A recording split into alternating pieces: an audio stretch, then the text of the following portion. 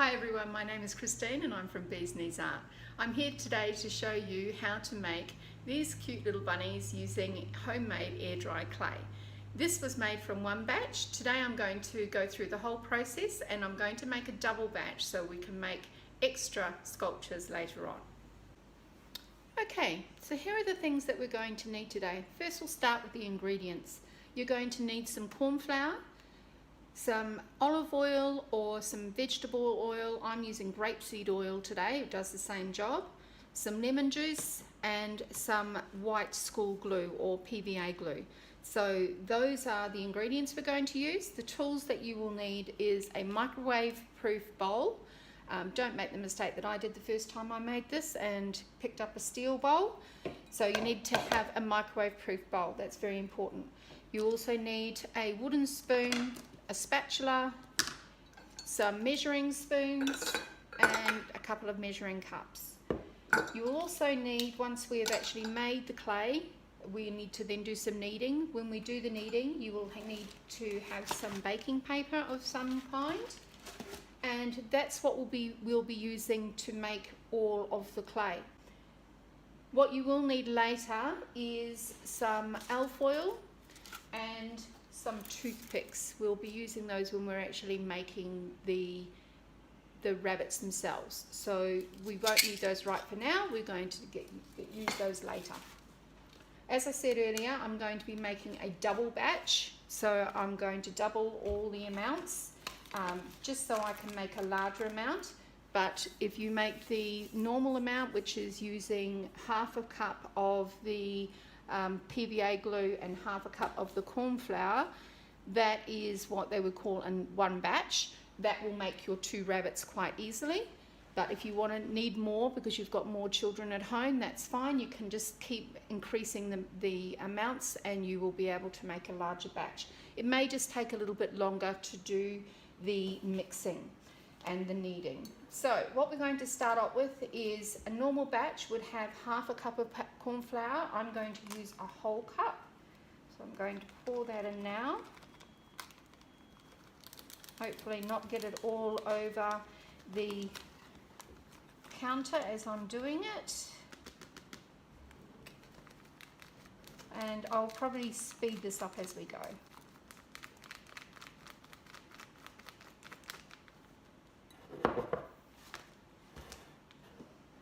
That's a little bit too much, but you know what, I'm going to put it on my baking paper for later on. That's perfect now. So that's going to go into the bowl.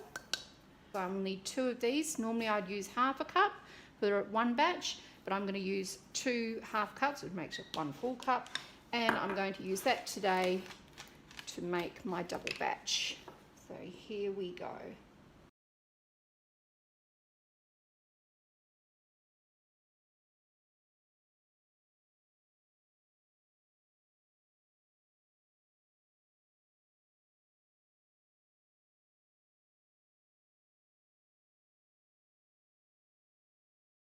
I'm going to mix that up until it looks like a lovely icing mixture.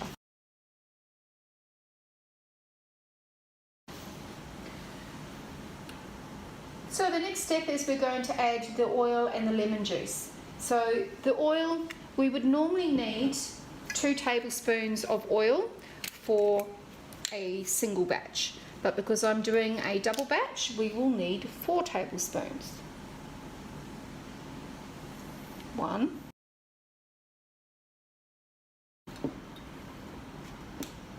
We also need our lemon juice, and hopefully I've got enough in here.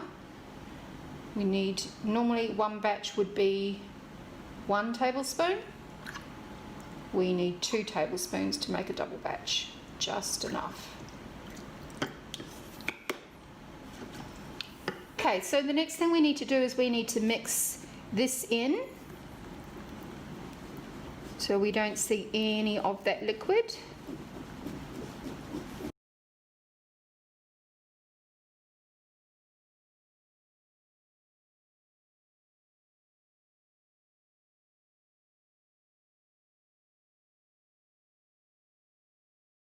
Starting to look like meringue.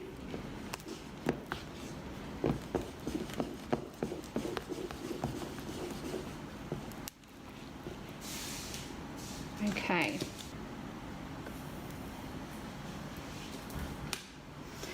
Now, the next step is that we need to put this into the microwave. We're going to put it in there for 30 seconds. That's what it looks like. I'm going to put it in for 30 seconds, take it out after 30 seconds, give it a good stir, then put it in for another 30 seconds, pull it out, and then start stirring it again. So I'm just going to do that now.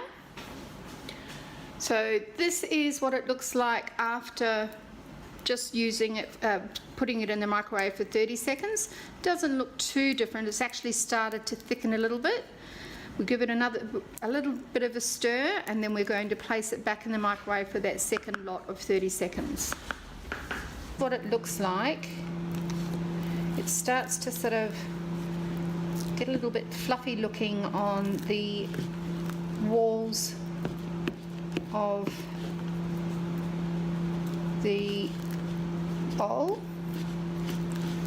And you know what, I think because I've done a double batch, it actually needs to be in for longer, so I'm going to put it in for another 2 lots of 30 seconds and see how we go, because that's still not quite firm enough.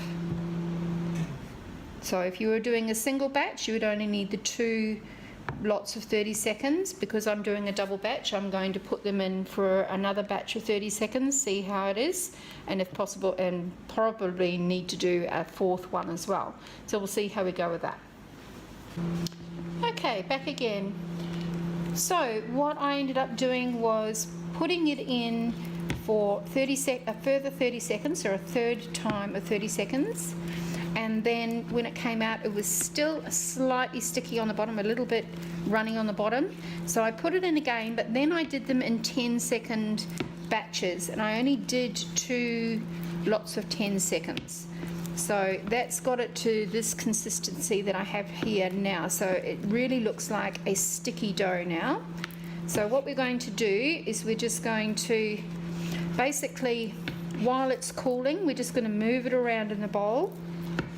And we're sort of kneading it as we go. We don't need to put anything with it at the moment. We just really want to be kneading it while it's cooling down. Once it's cooled down, we're then going to pull it out and pop it on the baking paper, which will be sprinkled with the corn flour, and then we're going to knead it. So that's looking pretty good now. It's collecting the dough off the sides.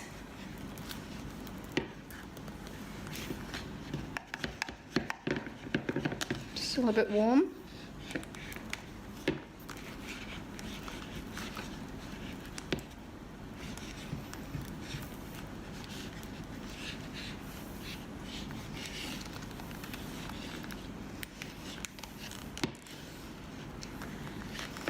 We need some muscles for this bit.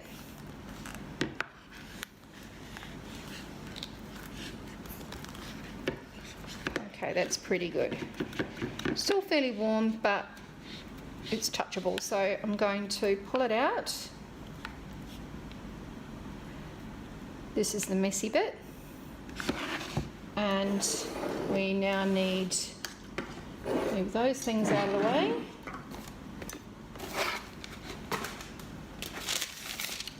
In our baking paper, spread out that corn flour.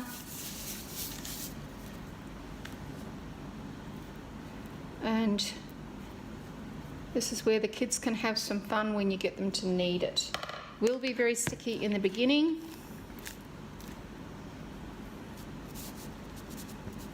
And we're going to knead it until it's not sticky anymore. Try and get all of that out, because it's going to mean less for you to clean up and less glue going down your sink, which is something you don't really want. When it comes to your cleaning, I would suggest that you soak the bowl in water with some soap, and then tip it out on your lawn. It's really not a good idea going down the drain.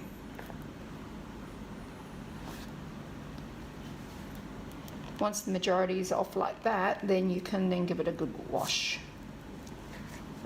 So I've got most of that out now. You can see that that's pretty clear and it's sitting here waiting to be kneaded. So what I'm going to do is just get some of that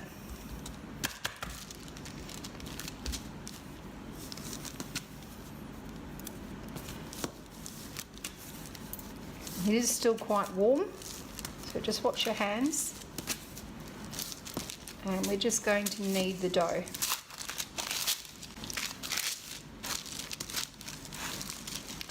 Probably speed this up because this will take a while and you need to be patient with it. Just every so often, all you're doing is you're just going to keep kneading until it gets to the point where nothing is sticking to your fingers or anything like that. It will become quite pliable and very, very smooth and creamy. So I'm going to stop talking and I'll speed up the process here as we're going.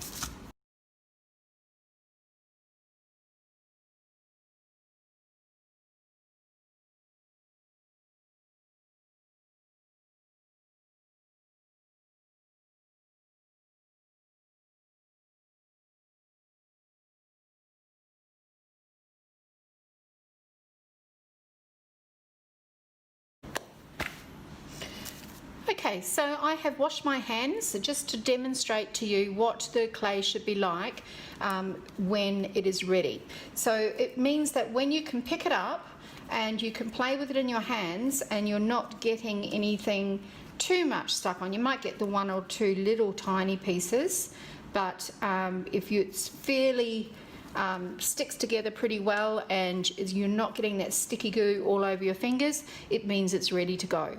So that is it done, ready for us to move on to the next step.